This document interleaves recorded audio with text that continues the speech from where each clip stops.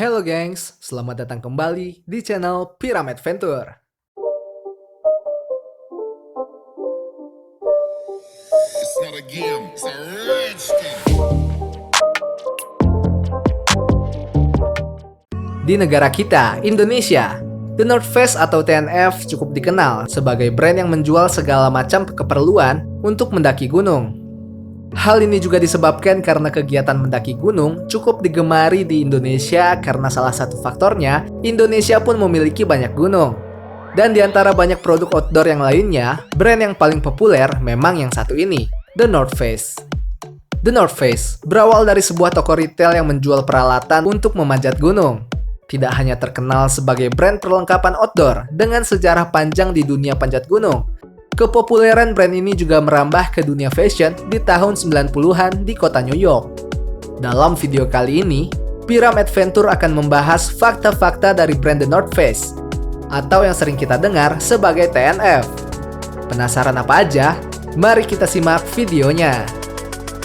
Tapi sebelum lanjut, jangan lupa klik tombol like dan subscribe, juga tekan tombol lonceng untuk selalu mendapat pemberitahuan update video terbaru dari channel kami.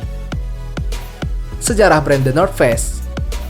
The North Face didirikan oleh Douglas Tompkins dan istrinya Susie Tompkins pada tahun 1966.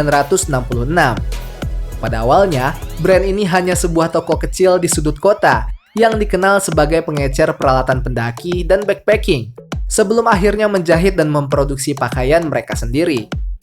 Brand yang memiliki logo berupa 3 garis yang merupakan The North Face atau sisi utara dari Gunung Half Dome yang terletak di Taman Yosemite.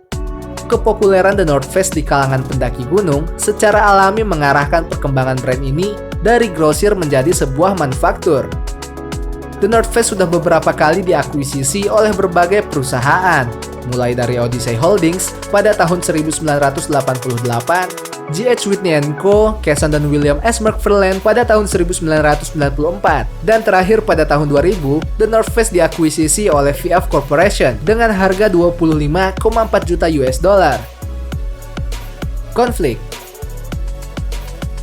Pada Desember 2008, The North Face mengajukan tuntutan di Pengadilan Distrik Missouri Timur, Amerika Serikat terhadap The South Bat, penciptanya James A. Winkelman Jr., serta sebuah perusahaan yang menangani pemasaran dan produksinya. The North Face menuduh bahwa ketiga pihak tersebut telah melakukan pelanggaran merek dagang.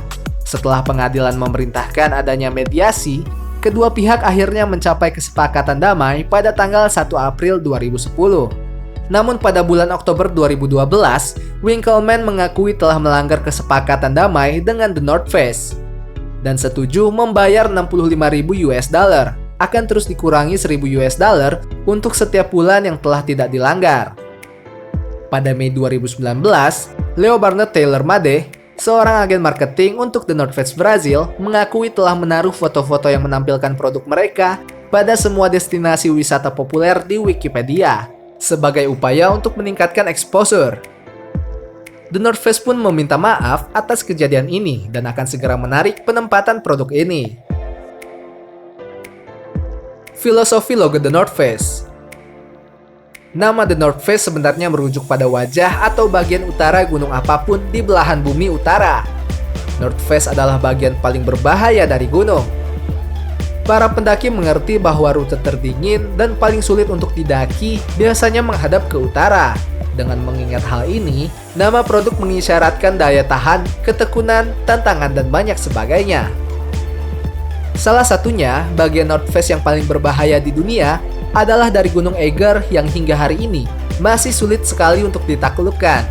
Sejak tahun 1935, ketika North Face pertama kali didaki oleh pendaki muda berdarah Jerman asal Bavaria, Karl Mehringer dan Max Meyer. Hingga hari ini, setidaknya sudah ada 64 pendaki yang tewas, sehingga tidak jarang sisi utara Gunung Eiger tersebut disebut juga dengan The Murderous Wall atau Mort One. Logo The North Face terinspirasi dari siluet Half Dome di Taman Nasional Yosemite yang dimodifikasi sedemikian rupa. Logo ini dirancang tahun 1971 oleh desainer grafis California, David Alcorn. Pilihan warna merah untuk logo The North Face bermakna hasrat, keberanian, dan perpaduan dengan warna hitam yang menunjukkan supremasi, keanggunan, dan dominasi untuk menciptakan merek ikonik. Untuk menegaskan kata The North Face, font yang digunakan adalah Helvetica Bold. Ini adalah jenis huruf yang umum digunakan karena tidak terkesan lemah dan memberikan kesan tegas di keseluruhan tampilan visual logo brand. Logo North Face sangat ikonik sehingga mampu memberikan kesan yang berbeda. Dan ini adalah salah satu merek yang paling banyak dipalsukan di seluruh dunia, termasuk di Indonesia. Ayo, ngaku, ada yang ngerasa pakai produk KW10F kan nih? Ekspansi. Sebagai brand outdoor, The North Face mulai mencoba mempromosikan brand mereka dengan mulai mensponsori ekspedisi ke beberapa penjuru dunia yang sebagian besar masih belum tersentuh oleh manusia yang bermula di tahun 1960-an.